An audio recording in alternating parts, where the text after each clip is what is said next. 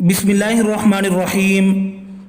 अस्सलामु अलैकुम रहमतुल्लाहि व बरकातुहू। अल्लाह रब्बुल आलमीन ने कुरान मजीद में कई जगहों पर दुनिया की बेसुबाती बयान फरमाकर इसे धोखे का सामान करार दिया है। फरमाने बारी ताला है, तुम सब जान लो कि दुनिया की ज़िंदगी महज खेल तमाशा, ज़ेबो ज़ीनत, आपस में एक दूसरे पर फ़ख्र करना और मालो दौलत और औलाद में एक दूसरे से आगे बढ़ना है। इसकी मिसाल उस बारिश की है जिससे उगने वाली फसल किसानों को खुश कर देती है, फिर वो पक कर जर्द पड़ जाती है, फिर चूरा चूरा हो जाती है। आमतौर पर यह सवाल किया जाता है कि मरने के बाद मैयत की आंखें क्यों खुली रह जाती हैं।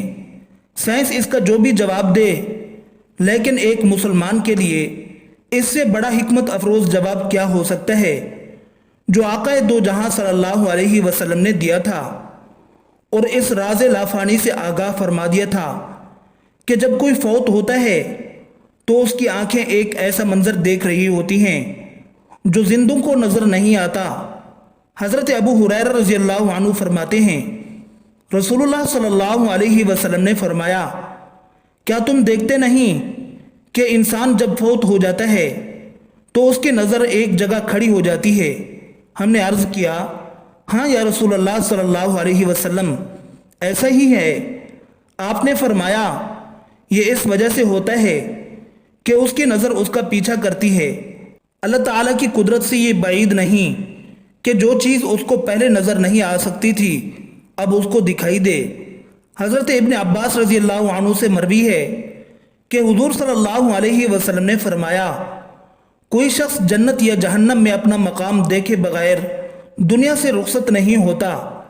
फिर आप सल्लल्लाहु अलैहि वसल्लम ने फरमाया, जब वो मरने के करीब होता है तो फरिश्तों की दो सफ़ें खड़ी हो जाती हैं, उनके चेहरे किताब की तरह चमकते हैं, तो मुर्दा उनको देखता है लेकिन दूसरे लोग नहीं देख सकते। तुम ये कहते हो कि शायद मरने वाला शख्स तुम्हारी तरफ देख रहा है। हर फरिश्ते के पास जन्नती कफन और खुशबुएं होती हैं। अगर मरने वाला शख्स मोमिन हो तो फरिश्ते उसको जन्नत की बशारत देकर कहते हैं, ऐ नफ्स मुतमइन, अल्लाह ताला की रज़ा और उसकी जन्नत की तरफ निकल आ, क्योंकि अल्लाह ताला ने तेरे लिए वो इनामात तैयार किए हैं जो दुनिया व माफिया से अफजल हैं। फरिश्ते निहायत ही नरमी और मेहरबानी से उसको ये खुशखबरियाँ सुनाते हैं और फिर यके बाद दिगरे हर नाखून और हर जोड़ से उसकी रूह निकाल लेते हैं, यहाँ तक कि रूह थोड़ी तक पहुँच जाती है। अब वो जिस्म से निकलने को बस इतना बुरा जानती है जितना कि बच्चा अपनी माँ के रहम से निकलने को अच्छा नहीं समझता। मुस्लिम और इब्ने माजा की रिवायात के मुताबिक हज़रत अबू सलमा रज़ियल्लाहु अन्हु का जब आखिरी वक़्त आया तो रसूलुल्लाह सल्लल्लाहु अलैहि वसल्लम उनकी इयादत के लिए तशरीफ़ लाए। वो जान कुनी के आलम में थे। पर्दे के दूसरी तरफ औरतें रो रही थीं। आप सल्लल्लाहु अलैहि वसल्लम ने फरमाया, मैयत की जान निकल रही होती है तो उसकी निगाहें परवाज़ करने वाली रूह का पीछा करती हैं। तुम देखते नहीं कि आदमी मर जाता है तो उसकी आंखें खुली रह जाती हैं।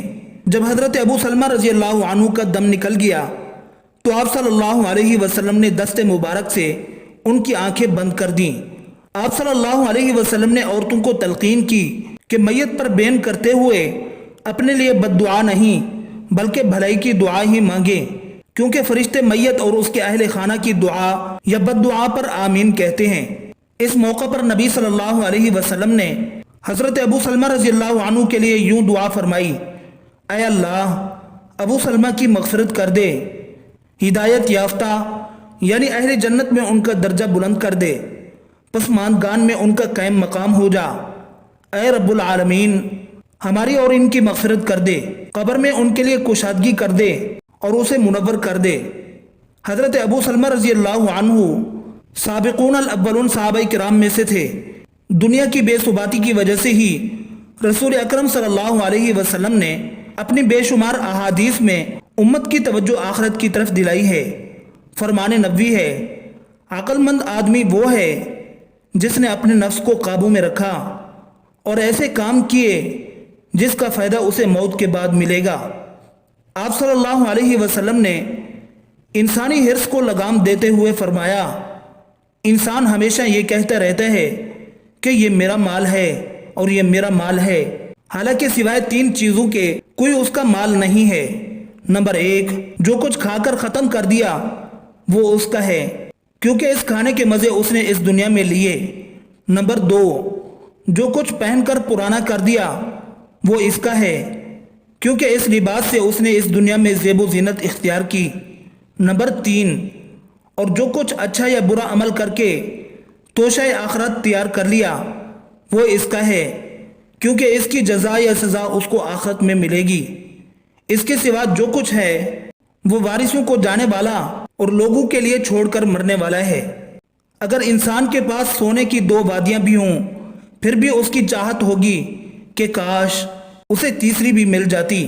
انسان کی حرص کہ پیٹ کو سوائے قبر کی مٹی کے اور کوئی چیز نہیں بھر سکتی۔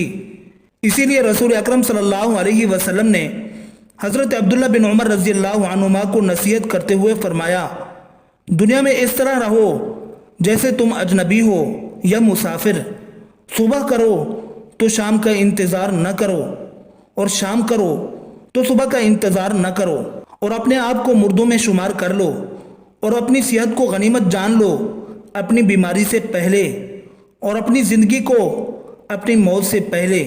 یعنی دنیا کو وطن نہ بنانا کہ تم میں اس میں عرصہ دراز تک رہنے کی آرزو پیدا ہو جائے، اس سے صرف اتنا ہی شغف اور تعلق رکھنا جتنا کہ ایک اجنبی شخص جو کہ اپنے اہل و عیال کے پاس لوٹنا چاہتا ہے۔ حضرت عمر بن میمون عودی تابعی رحمۃ اللہ علیہ کہتے ہیں کہ رسول کریم صلی اللہ علیہ وآلہ وسلم نے ایک شخص کو نصیحت کرتے ہوئے فرمایا، 5 چیزوں کو 5 چیزوں سے پہلے غنیمت سمجھو، یعنی 5 حالتیں ایسی ہیں کہ جب وہ موجود ہوں تو ان کو ان 5 حالتوں سے غنیمت سمجھو جو زمانہ آئندہ میں پیش آنے والی ہیں۔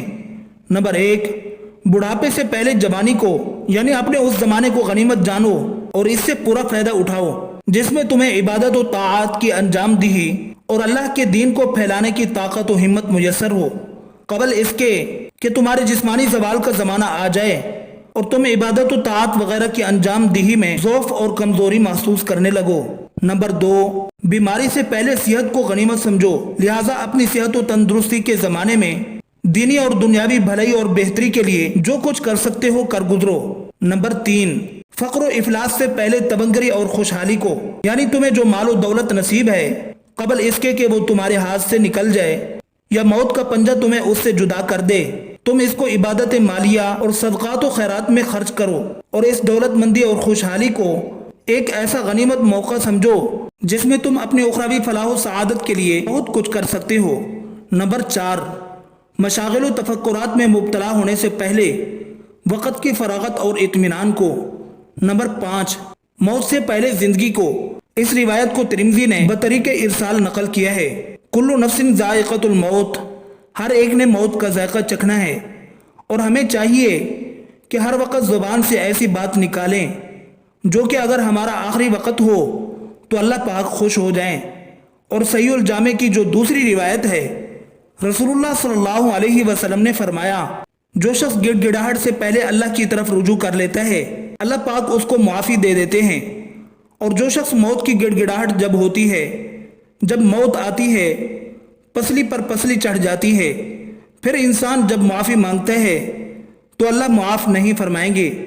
جس طرح انسان کو فرشتہ عام روٹین میں نظر نہیں آتا لیکن موت سے پہلے اسے نظر آ جاتا ہے، جب فرشتہ نظر آ جاتا ہے تو پھر انسان کی دعا قبول نہیں ہوتی، کیونکہ وقت پہلے تھا، اب وقت دوسرا شروع ہو چکا ہے۔ ہمیں بھی اللہ سے ڈرنا چاہیے اور اللہ کی طرف رجوع کرنا چاہیے۔